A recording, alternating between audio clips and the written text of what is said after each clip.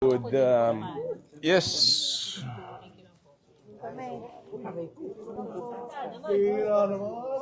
Kuya, wag ka dyan sa gitna, oh. O kahit na late ka eh. Kahit na. Hindi, Moy, iwas ka ng konti. Yan. Okay.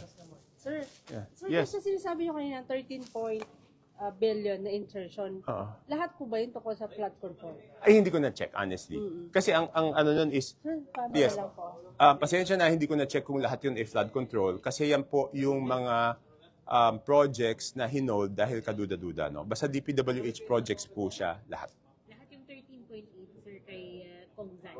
Yes. Bukod po yung, yun na lang yung nakita ko, ha? I'm not saying na yung ba lahat, yun yung nakita ko. Sir, yung pag-review nyo nung 2025 budget is upon the instruction of PALA, tama po? Hindi. Nag-meeting po kami kasi ganito po yun, di ba? Kasi pag hindi po magastos yung pera ng gobyerno, di ba po may problema tayo sa ekonomiya, di ba? Marso na noon, hindi pa po na-award. So, ang nangyari po, kasi paano malalaman kung legitimate? So, hiningi po yung listahan. Dahil ako po yung congressman, ako po ang nakipag-coordinate sa Congress. So, hiningi ko po sa House of Representatives yung listahan. So, ang utos ng PALAS is yung list. Hindi, kasi po, di ba, hiningi po ng executive branch sa Senate, di ba po? Yung Senate, within 3 days, binigay po. Okay? Yung in January, yung pong House of Representatives, March 24, wala pa po yung listahan ng House of Representatives. So, paano po ma-check? So, hiningi ko.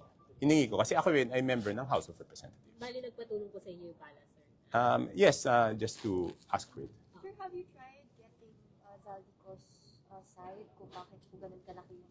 Hindi naman po siguro responsibilidad ko yun. Siguro responsibilidad po yun ng leadership ng House of Representatives. Kamusta po ang sitwasyon sa House given na parang palaki ng palaki yung...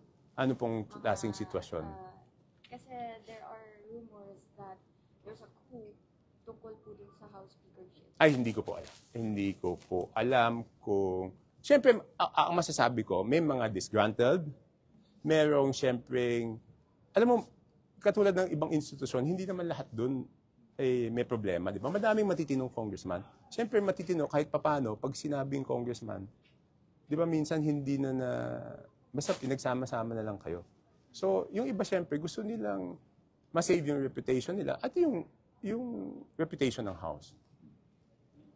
Sir, isa din sa parang parting words mo po ay yung TRICOM, sabi mo, hindi magiging patas? Yes, yung TRICOM is... Pwede pong paano? Yung TRICOM, the only purpose of the TRICOM, in my opinion, and I'm entitled to my opinion, is maabsuelto lang si Zaldico. Kasi di ba, okay, paano hindi nga pwedeng imbestigahan di ba? Oo. Sir, paano ngayon si Kong Zaldico ay nasa US at meron daw problema sa kalusugan?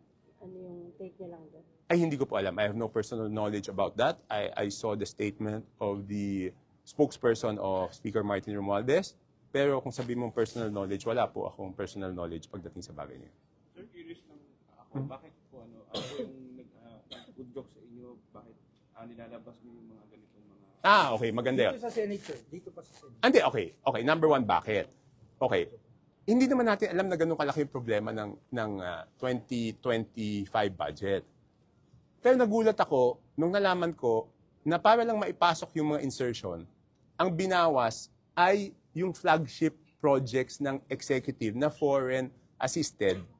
Tinanggalan ng pondo yon para maipasok itong mga proyektong to. So hindi po maganda para sa atin yun kasi dun sa mga lenders natin sa ibang bansa, isipin mo tinanggalan mo ng pondo yung foreign assisted, number one. Number two, malalaking proyekto to. Di ba? Na kailangan. So yun yung una, di ba? So yan yung reason kung bakit hindi ako bumoto kay Speaker Martin Romualdez because hindi ko sinasabing kung ano pa man, pero ang ibig sabihin, siya yung speaker noon, dapat he holds Zaldico accountable. Di ba, ikaw Zaldi, ikaw ang Committee on Appropriations, maging accountable ka. Nung walang accountability from Zaldico, hindi ko siya binoto. Pero, wala. Sabi ko nga, 3 beses ako nagsubok noon na questionin. Hindi naman ako mananalo kasi independent ako, botohan yan. Nagkaroon lang ako ng pag-asa noong mismong presidente na ang nagsabi na hindi na po pwede itong klase ng budget. At since presidente na ang nagsabi na hindi pa pwede itong klase, may pag-asa na magkaroon ng pagbabago. Admittedly, sabi ko nga, after 2014, wala, tumahimik lang ako. Ano ba mangyayari dito? Magsasayang lang ako ng laway, tapos wala rin naman. Sir, nakakausap niyo ba si President Marcos about sa mga nangyayari po? Lately, no. Kung tama yung sabi sa Aimee, outside de Colombo ka na rin. Sir, tama na lang. Hindi ko lang po. Hindi ko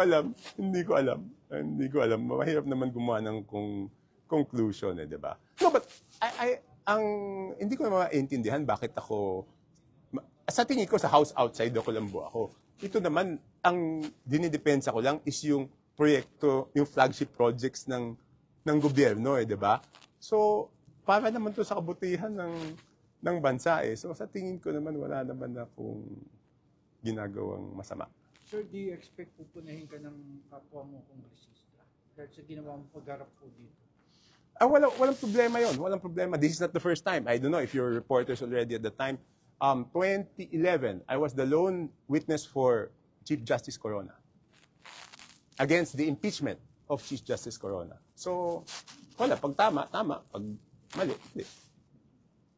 Hindi naman tayo pumasok sa Kongreso para makipagbarkadahan, di ba? Pumasok tayo sa Kongreso para gawin kung ano yung tama. So kung sa tingin nila na maling ginagawa ko, respeto natin. But the main reason we entered Congress is to do what is right, not makipagbarkadahan. Sir, masasabi natin kung sino unang pumiyok na parang ayaw yung pagharap mo dito, guilty. Hindi, tinitira na nga ako, di ba? Kaya nga, chinek ko agad sa DE, no? O yun, mali. Unang-una, sinabi insertion. Pangalawa, hindi ako pwede mag-insert kasi nga, hindi naman ako member ng BICAM. Number 2, sinabi part nung nadagdag sa BICAM napunta doon sa dalawang contractor. Kasi nungalingan ulit. Nung hinanap ko, wala yung dalawang contractor doon sa part ng pasok sa BICAM. Doon pala sinanalo sa bidding, doon sa NEP pa lang. Okay?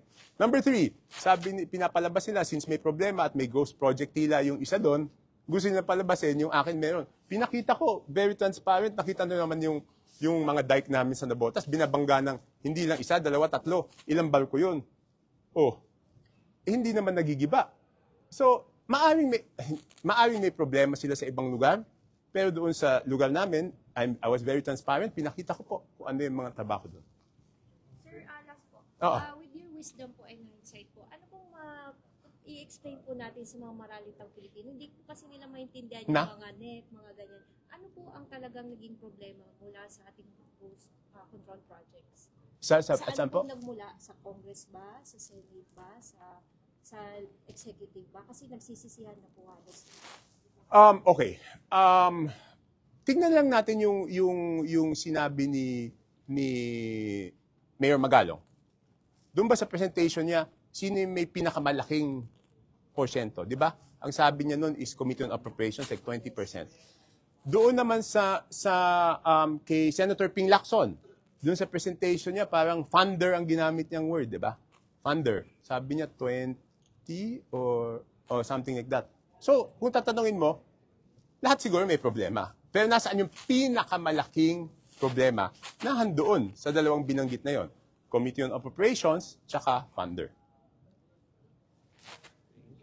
Yes. Thank you po. Thank you.